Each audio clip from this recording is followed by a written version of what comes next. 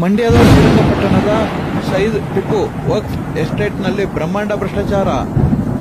ಗುಂಬಸ್ನ ಟಿಪ್ಪು ವಕ್ಫ್ estate ವಿರುದ್ಧ ಅಧಿಕಾರ ಹಾಗೂ ಹಣ ದುರ್ಬಳಕೆಯ ಗಂಭೀರ ಆರೋಪ ಮಾಡಿದ್ದಾರೆ.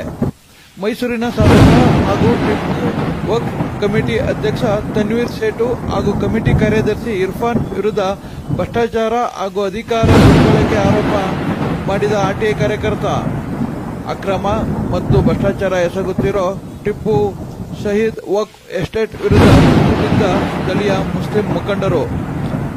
ಶ್ರೀರಂಗಪಟ್ಟಣದ ಗುಂಬಾಸ್ನಲ್ಲಿರುವ ಟಿಪ್ಪು ಶಹೀದ್ ವಕ್ಫ್ ಎಸ್ಟೇಟ್ ಕಮಿಟಿ ಸಾಮಾಜಿಕ ಹೋರಾಟಗಾರ ಅಲೀಂ ಉಲ್ಲಾ ಶರೀಫ್ ರಿಂದ ಭ್ರಷ್ಟಾಚಾರ ಆರೋಪ ಮಾಡಿದ್ದು ಬೈಲ ನಿಯಮಗಳನ್ನು ತಿದ್ದಿದ್ದಾರೆ ಎಂದು ಸಾಕ್ಷಿ ಸಮೇತ ಹೇಳಿದ್ದಾರೆ. ಈ ಕಮಿಟಿಯಲ್ಲಿ ಅಕ್ರಮವಾಗಿ ಅಧಿಕಾರ ದುರ್ಬಳಕೆ ಮಾಡಿ ವಕ್ಫ್ ಎಸ್ಟೇಟ್ನ ಹಣ ಲೂಟಿ ಹಾಗೂ ದುರ್ಬಳಕೆ ಬಗ್ಗೆ ತುಂಬಾ ತೀವ್ರ ಆಕ್ರೋಶ ವ್ಯಕ್ತಪಡಿಸಿದ್ದಾರೆ. ನಿಯಮ ಉಲ್ಲಂಘಿಸಿ ಕಮಿಟಿ ಅಧ್ಯಕ್ಷರಾಗಿ ಕಳೆದ 15 ವರ್ಷಗಳಿಂದ ಮೈಸೂರಿನ ಶಾಸಕ ತನ್ವೀರ್ ಸೇಠು ಜಾಂಡ ಹೂಡಿದ್ದಾರೆ. ಇನ್ನು ಕಾರ್ಯದರ್ಶಿಯಾಗಿ ಇರ್ಫಾನ್ ಯಾವುದೇ ಇಲಾಖೆಯಲ್ಲಿ ಸೇವೆ ಸಲ್ಲಿಸದ 20 ವರ್ಷದಿಂದ ಗೂಟ ಹೊಡೆದುಕೊಂಡಿದ್ದಾರೆ. ಕಮಿಟಿಗೆ ಬಂದ ಸರ್ಕಾರದ ಕೋಟ್ಯಾಂತರ ರು ಅನುದಾನ ಸೇರಿ ಕಮಿಟಿಗೆ ಬರುವ ಆದಾಯ ಲೆಕ್ಕ ಕೊಡಿ ಎಂದರೆ ಕ್ಯಾರೆ ಎನ್ನುತ್ತಿಲ್ಲ.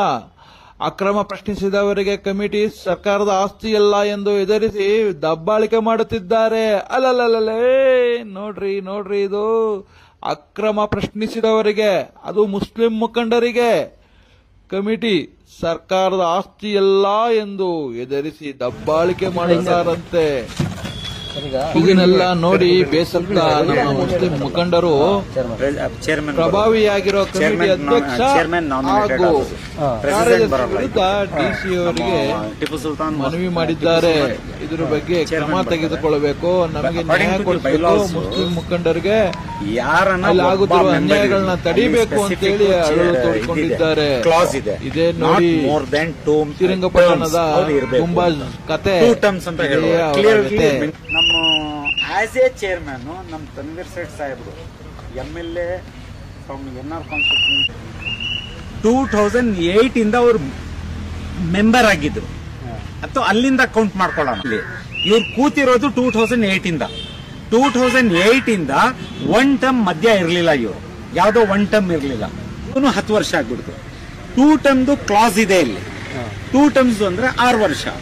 ಈ 6 ವರ್ಷಕ್ಕೆ ಇವರೇ 10 ವರ್ಷದಿಂದ ಕೂತವ್ರಂದ್ರೆ ಹಿ ಈಸ್ ಕಾನ್ಸ್ಟಿಟ್ಯೂಷನಲ್ ಬಾಡಿ. ಇವ್ರು ನಮ್ಮ MLA ಅವರು, ಇವರು ಅಥಾರಿಟಿ, ಇವರೇ ಈ ರೀತಿಯಿಂದ ಉಲ್ಲಂಘನೆ ಮಾಡ್ಕೊಂಡು ಕೂತಿದ್ರೆ ಇಟ್ ಈಸ್ ನಥಿಂಗ್ ಬಟ್ ಉಲ್ಲಂಘನೆ. ಇದು ವೈಲೇಷನ್ಸ್. ಇದು ನೀವು ದೊಡ್ಡವರು, ಜನ ಪರವಾಗಿ ಇರೋರು, MLA ಅನ್ನೋರು ನೀವೇ ದಾರಿ ತೋರಿಸಬೇಕಾಗಿರೋದು ಜನಕ್ಕೆ. ಯಾವ ರೀತಿಯಿಂದ ಕಾನೂನು ಫಾಲೋ ಮಾಡ್ಕೊಂಡು ಕಾನೂನು ಬಗ್ಗೆ ನಡಿಬೇಕಾಗಿರೋದು. ಏನಿದು ಅಲ್ಲಿಗೆ ಈ ಸೆಕ್ರೆಟರಿಗೆ, ಅವರ ಸೆಕ್ರೆಟರಿಗೆ ಏನಿದೆ, ಸೆಕ್ರೆಟರಿಗೂ ಯಾರನ ಒಬ್ಬ ಇವರೇ ಅವರೇ ಅಂತ ಇಲ್ಲ. ಆ 11 to 15 ಮೆಂಬರ್ಸ್ ನಲ್ಲಿ ಒಬ್ಬ, ಪರ್ಟಿಕ್ಯುಲರ್ಲಿ ಒಬ್ಬ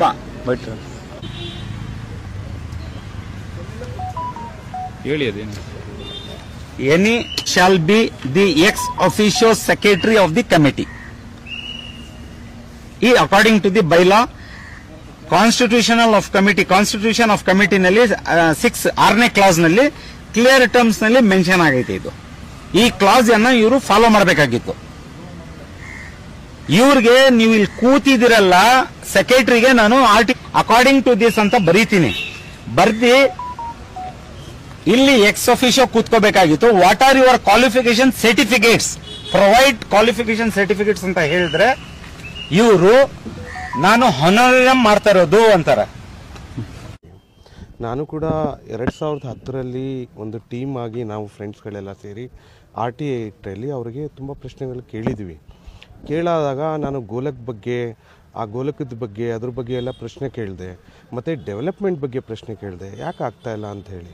ಆವಾಗ ಅವ್ರೇನಂತ ಹೇಳಿದ್ರು ಅಂದರೆ, ಕೆಲವು ಸ್ನೇಹಿತರುಗಳ ಜೊತೆ ಬಂದು ಇಲ್ಲ ಮುಂದಕ್ಕೆ ಡೆವಲಪ್ ಮಾಡ್ತಾರೆ ಅಂತ ಹೇಳಿದ್ರು. ಅದಾದಮೇಲೆ ನಾನು ಕ್ವಶನ್ಸ್ ಕೇಳೋದನ್ನ ಸ್ಟಾಪ್ ಮಾಡಿದೆ. ಹೋಗಲಿ ಮುಂದೆ ಯಾರು ಡೆವಲಪ್ ಮಾಡ್ತಾರೆ.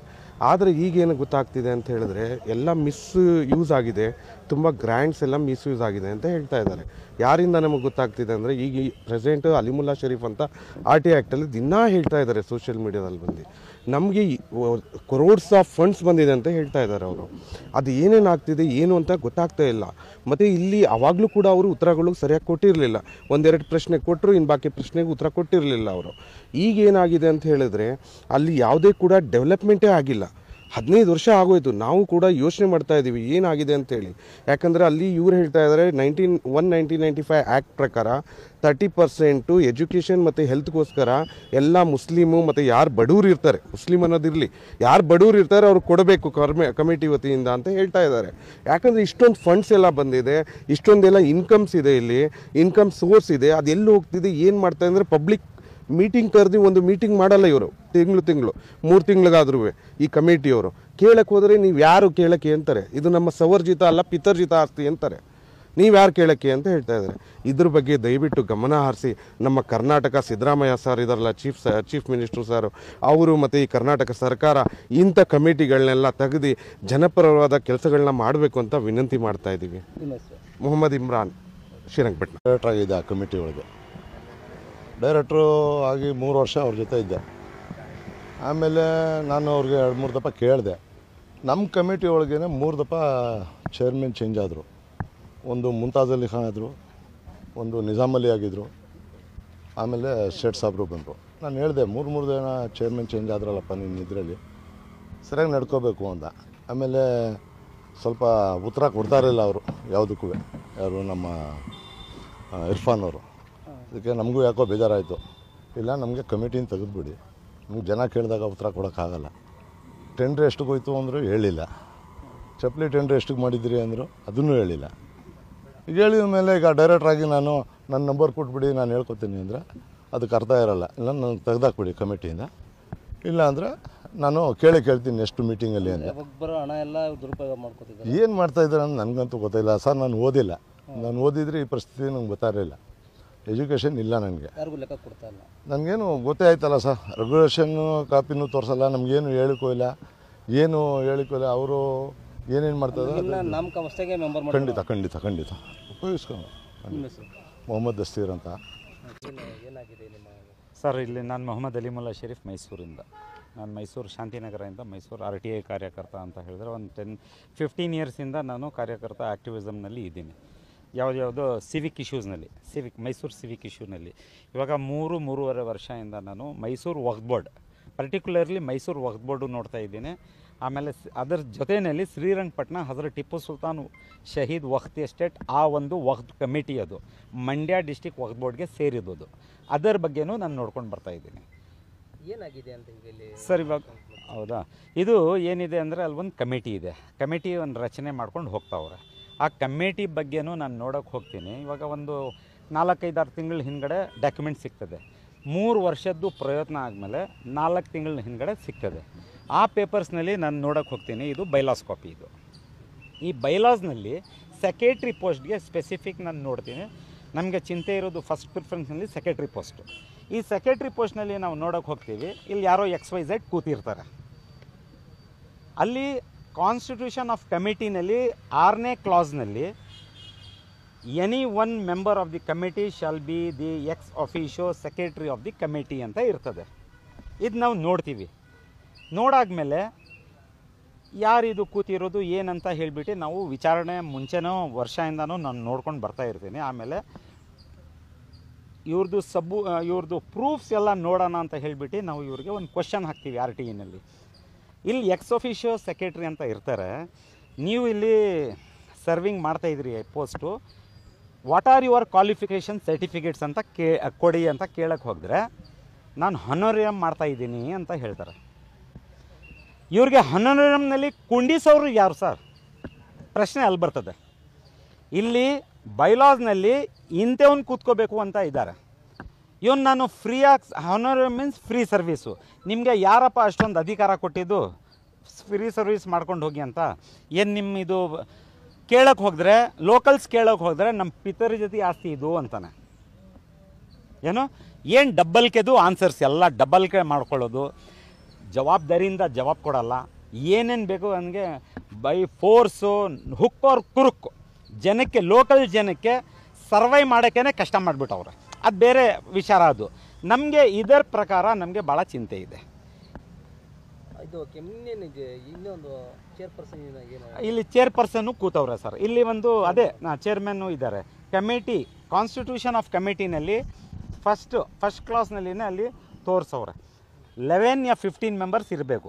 ಈ 11 या 15 ಮೆಂಬರ್ಸ್ನಲ್ಲಿ ಕ್ಲಿಯರ್ ಕಟ್ ಟರ್ಮ್ಸ್ ಇದೆ. ಒಬ್ಬ ಚೇರ್ಮನ್ ಇರಲಿ, ಸೆಕ್ರೆಟ್ರಿ ಇರಲಿ, ವೈಸ್ ಚೇರ್ಮನ್ ಇರಲಿ, ಯಾರನ ಇರಲಿ, ಒಬ್ಬ member not more than 2 terms ಇರಬೇಕು ಇಲ್ಲಿ ಈ ಕಮಿಟಿನಲ್ಲಿ. ಸೆಲೆಕ್ಷನ್ನು ಎಲೆಕ್ಷನ್ನು ಅದು ಬೇರೆ ವಿಚಾರ. ಅದು ಬಟ್ 2 ಟರ್ಮ್ಸ್ ಮೇಲೆ ಇರಬಾರ್ದು. ಉದಾಹರಣೆಗೆ ಇವಾಗ ಸದ್ಯಕ್ಕೆ ನಮ್ಮ ಚೇರ್ಮನ್ ಇದ್ದಾರೆ, ನಮ್ಮ N R constituency MLA from Mysuru mister Tanveer Sait Sab. ಇವರು ಸುಮಾರು ನನ್ನ ಹತ್ರ ದಾಖಲೆ ಇರೋದು ದಾಖಲೆ ಪ್ರಕಾರ 2008ಇಂದ ಇದ್ದಾರೆ. ಆ್ಯಸ್ ಎ ಮೆಂಬರು ಇದ್ದಾರೆ, ಆ್ಯಸ್ ಎ ಚೇರ್ಮನ್ನು ಇದ್ದಾರೆ. 2008ಇಂದ 2025 ಅಂತ ಹೇಳಿದ್ರೆ ಎಷ್ಟು ವರ್ಷ ಆಯಿತು? 17 ವರ್ಷ ಆಯಿತು. ಈ 17 ವರ್ಷದಲ್ಲಿ ಇಲ್ಲಿ 2 ಟರ್ಮ್ ಅಂತ ಇದೆ, 1 ಟರ್ಮ್ 3 ವರ್ಷ ಅಂತ ಇದೆ. 17 ವರ್ಷ ಅಂತ ಹೇಳಿದ್ರೆ ಆ 17 ವರ್ಷದಲ್ಲಿ 1 ಟರ್ಮ್ ಏನೋ ಅವ್ರು ಇರಲಿಲ್ಲ, ಎಲ್ಲೂ ಕಾಣಿಸ್ತಾ ಇಲ್ಲ. That means he was not there. ಈ 17ನಲ್ಲಿ 3 ವರ್ಷ ತೆಗಿಬಿಡಿ, 14 ವರ್ಷದಿಂದ ಕೂತವ್ರೆ. ಈ 14 ವರ್ಷನಲ್ಲಿ 3 ಟರ್ಮ್ದು 2 ಅಂತ ಹೇಳಿದ್ರೆ ನೀವೇ ಲೆಕ್ಕ ಹಾಕ್ಕೊಳ್ಳಿ, 6 ವರ್ಷ ಆಗ್ತದೆ. 17 ವರ್ಷ 13 ಅಂತ ಹೇಳಿದ್ರೆ 6-7 ವರ್ಷ ಜಾಸ್ತಿ ಕೂತವ್ರೆ. You are a respected figure, you are our MLA. ಇವರು ನೀವು ಎಲ್ಲ ಬುದ್ಧಿಜೀವಿನವರು, ನೀವು ಕಾನ್ಸ್ಟಿಟ್ಯೂಷನಲ್ ಅಥಾರಿಟಿನವರು. ನೀವೇ ಏನು ಮಾಡಿದಿರಿ ಇದಕ್ಕೆ ತೋರಿಸಿ. ಅನಧಿಕೃತವಾಗಿ ಕಾನೂನು ಉಲ್ಲಂಘನೆ ಮಾಡಿರೋದು ನಾನು ನೀವು ಹಿಂಗೆ ಮಾಡಿದಿರಿ ಅಂತ ಹೇಳೋಕ್ಕೆ ಪೇಪರ್ ತೋರಿಸ್ತಾ ಇದ್ದಲ್ಲ. 3 2 ಟರ್ಮ್ ನೀವು ಇರಬೇಕು. 13 ವರ್ಷ ನೀವು ಕೂತಿದ್ದೀರಿ ಅಂತ ಹೇಳಿದ್ರೆ ನೀವೇ ಹೇಳಿ ಏನು ಕಾರಣ ಅಂತ. ಪೊಲಿಟಿಕಲ್ ಇನ್ಫ್ಲೂಯೆನ್ಸ್ ಇರ್ಬೋದು. ಏನಾಗಬೇಕು ಅಂತ ಇವಾಗ ಏನಿಲ್ಲ, follow the bylaws seriously and strictly. ಜನ ಪರವಾಗಿ ಮಾಡಿ. ಇದು ಯಾರ್ದು ಇದು ಸ್ವಂತ ಆಸ್ತಿ ಇಲ್ಲ. ಈ ಸೆಕ್ರೆಟ್ರಿಗೆ ನಾನು ಕೇಳಿರ್ತೀನಿ ನಿಮ್ಮ ಕ್ವಾಲಿಫಿಕೇಷನ್ ಸರ್ಟಿಫಿಕೇಟ್ಸ್ ತೋರಿಸಿ ಅಂತ. ಅಲ್ಲಿ ಅವನು it is not a government service ಅಂತ ಬರ್ತು ಕೊಟ್ಟಿರ್ತಾನೆ. ಈ ಗೌರ್ಮೆಂಟ್ ಸರ್ವೀಸ್ ಇಲ್ಲ ಅಂತ ಬರ್ತು ಕೊಟ್ಟರೆ ಏನರ್ಥ ನೀವೇ ಹೇಳಿ ಸ್ವಲ್ಪ. ಹಾಂ, ಗೌರ್ಮೆಂಟ್ ಸರ್ವೀಸ್ ಇಲ್ಲ ಅಂತ ಹೇಳಿದ್ರೆ ಏನು ನಿಮ್ಮ ಸ್ವಂತ ಆಸ್ತಿನಾ ಇದು? ದುರುಪಯೋಗ ಮಾಡ್ಕೊಂಡು. Yes, completely it is not a government service ಅಂತ ಬರ್ದವ್ರಲ್ಲ, ಇವ್ರದ್ದೇ signature. It is not a government service ಅಂತ ಹೇಳಿದ್ರೆ ನಿಮ್ಮ ಪ್ರೈವೇಟ್ ಆಸ್ತಿ ಇರ್ತಾ ಇದ್ದರೆ ನೀವು government of Karnataka ministry of ವಕ್ತಿಂದ ಯಾಕೆ ದುಡ್ಡು ಸ್ಯಾಂಕ್ಷನ್ ಮಾಡ್ಕೊಂಡ್ರಿ? ಏನು ಕಾನೂನಿದೆ ಗೌರ್ಮೆಂಟ್ ಆಫ್ ಕರ್ನಾಟಕಕ್ಕೆ ಇವ್ರಿಗೆ ಕೊಡೋಕ್ಕೆ? When it is A private service, when it is A not government service. ನೀವೇ ಸ್ವಲ್ಪ ಹೇಳಿ. ಇದೆಲ್ಲ ನಮಗೆ ಮಿಸ್ಅಂಡರ್ಸ್ಟ್ಯಾಂಡಿಂಗ್ ಆಗಿಬಿಟ್ಟು ಮಿಸ್ಲೀಡಿಂಗ್ ಆಗಿಬಿಟ್ಟು ನಾವು ಭಾಳ ಚಿಂತೆನಲ್ಲಿದ್ದೀವಿ. ಇಟ್ ಈಸ್ ಎಲ್ಲ ಪಬ್ಲಿಕ್ ಇಂಟ್ರೆಸ್ಟ್ ಇದು. ಅಲ್ಲ, ಈ ಬಗ್ಗೆ ವಕ್ಫ್ ಬೋರ್ಡ್ಗೆ ಏನಾದ್ರು ಕಂಪ್ಲೇಂಟ್ ಮಾಡಿದ್ದೀರಾ ಅಥವಾ DC ಅವ್ರ ಗಮನಕ್ಕೆ ತಂದಿದ್ದೀರಾ? DC ಮೀನ್ಸ್ DC ನಮ್ಮ ವಕ್ಫ್ ಬೋರ್ಡ್ಗೆ he is a task force president for ಪ್ರತಿ one district. Every district DC he is a task force president for Waqf board. ನಾವು DC ಅವ್ರಿಗೂ ಬರೆದಿದ್ದೀವಿ 2 ತಿಂಗಳ ಹಿಂದ್ಗಡೆ. ಕರ್ನಾಟಕ ವಕ್ಫ್ ಬೋರ್ಡ್ಗೂ ಬರೆದಿದ್ದೀವಿ ನಾವು 2 ತಿಂಗಳ ಹಿಂದ್ಗಡೆ. ಸೆಕ್ರೆಟ್ರಿಯೇಟ್ ಎಲ್ಲ ಒಂದು ಕಡೆ ಸರ್ಕಾರ ಇದಕ್ಕೆ ಕುಮ್ಮಕ್ಕು ಕೊಡ್ತಾ ಇದೆಯಾ ಈ ರೀತಿ? ಸರ್, ಅದೇ ಕ್ವಶನ್ನಲ್ಲಿ ನಾವು ಎಲ್ಲೋ ಸಿಕ್ಕಾಕೊಂಡ್ಬಿಟ್ಟಿದ್ದೀವಿ. ನಾವು ವರ್ಷಗಂಟ ನಾವು ಓಡಾಡ್ತಾ ಇದ್ದೀವಿ, ನೋಡ್ತಾ ಇದ್ದೀವಿ. ಅಂದರೆ ಯಾರೋ ದೊಡ್ಡ ಕೈವಾಡಗಳು ಇದೆ ಇಲ್ಲಿ. ಅಲ್ಲ, ಇದ್ರ ವಿರುದ್ಧವಾಗಿ ನೀವು ಹೈಕೋರ್ಟ್ ಮೊರೆ ಏನಾದ್ರು ಹೋಗ್ಬೇಕು? ಇಲ್ಲ, ಲಾಸ್ಟ್ನಲ್ಲಿ ಹೈಕೋರ್ಟು ಹೋಗಬೇಕು. ಲಾಸ್ಟ್ನಲ್ಲಿ ಬೇರೆ ಏಜೆನ್ಸೀಸು ಇದೆ, ಅಲ್ಲೂ ಹೋಗ್ತೀವಿ.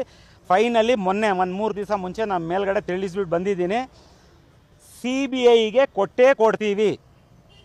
ಯಾಕಂದರೆ ನೀವು ಯಾರೂ ನಮ್ಮ ಮಾತನ್ನು ಧ್ವನಿಯನ್ನು ಕೇಳ್ತಾ ಇಲ್ಲ. ನಾನು ಧ್ವನಿ ಅಂತ ಹೇಳಿದ್ರೆ ವೀಡಿಯೋಸ್ನಲ್ಲಿ ಬಂದು ಹೇಳೋದು ಮುಂಚೆ ನಾನು ಡಾಕ್ಯುಮೆಂಟ್ ಸಮೇತ ನಾನು ಲಾಡ್ಜ್ ಮಾಡ್ತಾ ಇದ್ದೀನಿ ಕಂಪ್ಲೇಂಟ್ಸು. ಒಂದು ಫೈಲು ಮೂವ್ ಆಗ್ತಾ ಇಲ್ಲ. ಫೈಲ್ಸ್ ಮೂವ್ ಆಗಿದ್ರೂ ಒಂದು ಮೂಲ ಕಡೆ ಬಂದು ಕೂತ್ಕೊಳ್ತದೆ. Who is controlling this one? ಎಲ್ಲೋ ಯಾರೋ ಇದ್ದಾರೆ ಅಂತ ನಮಗೂ ಗೊತ್ತಾಗ್ತೈತೆ. ಮೇಲ್ಗಡೆ ಕೇಳಿದ್ರೆ ಅಲೀಮ್ ಅವರೇ ನೀವು ಅರ್ಥ ಮಾಡ್ಕೊಳ್ಳಿ, ನಾವು ಯಾವ ರೀತಿಯಿಂದ ನಡೀತಾ ಇದ್ದೀವಿ, ಸಮ್ ಹ್ಯಾಂಡ್ಸ್ ಆರ್ ಇದ್ದಾರೆ ನಮ್ಮ ಹಿಂದ್ಗಡೆ ಅಂತ ಅವರು ಹೇಳ್ತಾರೆ. ಅವರು ಹೆಸರು ಹೇಳಲ್ಲ, ನಾನು ಅವ್ರ ಪರವಾಗಿ ನಾನು ಹೆಸರು ಹೇಳಕ್ಕೆ ಹೋಗಲ್ಲ. ಇದ್ರ ವಿರುದ್ಧ ಸೆಂಟ್ರಲ್ಗೆ ದೂರು ಬರೀತೀರಾ? ಸೆಂಟ್ರಲ್ಗೂ ಬರ್ಕೊಂಡು ಬರ್ತಾ ಇದ್ದೀನಿ, ಸುಮಾರು ಬರ್ಕೊಂಡು ಬರ್ತಾ ಇದ್ದೀನಿ, ಅಲ್ಲೂ ರಿಪ್ಲೈಸ್ ಬರ್ತಾ ಐತೆ. ಇದೆಲ್ಲ ಮಡಿಕೊಂಡು ಇವಾಗ CBIಗೆ ಹೋಗೋದಂತ ತೀರ್ಮಾನ ಮಾಡ್ಕೊಂಡಿದ್ದೀವಿ ನಾವು. ನಾನು ಮೊಹಮ್ಮದ್ ಅಲಿಮುಲ್ಲಾ ಶರೀಫ್, ಶಾಂತಿನಗರ, ಮೈಸೂರಿಂದ.